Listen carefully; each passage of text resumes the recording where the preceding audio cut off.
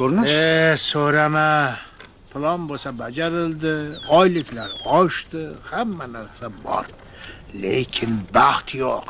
Yunusobod tumani Basira mahallasidagi ko'p qavatli uylarni xarid qilgan aholida ham shunga o'xshash muammo.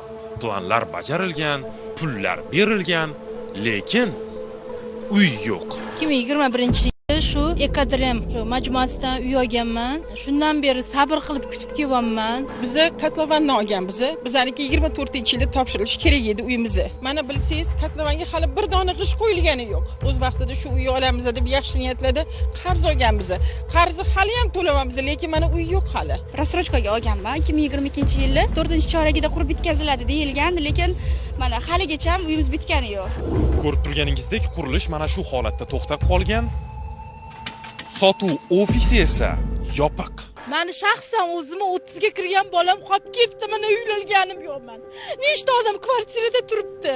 Har kuni ertalab turish shu problema. Bolam 30 ga kirdi. Men uylashim kerak mana. Ikki qaynisinglim bilan kelib o'tiradi mana. Necha marta murojaat qilgan bo'lsam, yozma, og'zaki hech qachon javob berilmagan.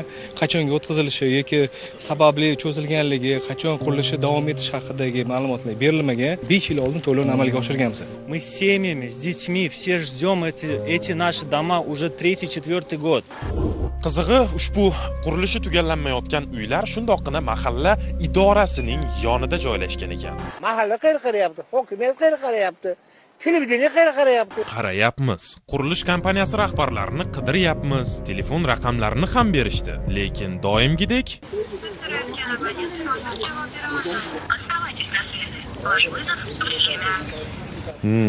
Siz qancha to'lov qilgansiz? 210 million. Bittasiga $700, bittasiga $720, 45,750 to'lov qilganman. 350 millionga yaqin pul to'laganmiz. Продала свою квартиру.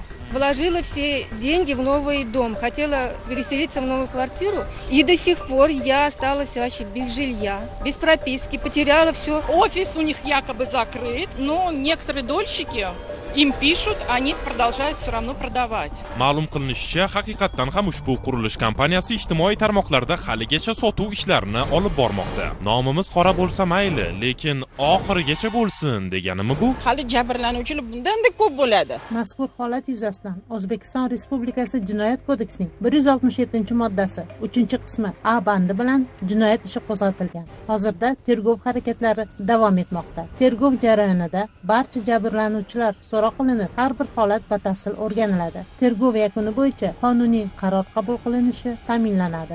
Pulini berib, uyini ola olmay sarson bo'layotgan aholining murojaati ijobiy yechim topmas ekan, millar ushbu masala haqida yuzlab lavhalarni efirga uzatishga tayyor. Bu degani, tabiiyki mavzuga yana qaytamiz va natijasini siz aziz xalqimizga namoyish qilamiz.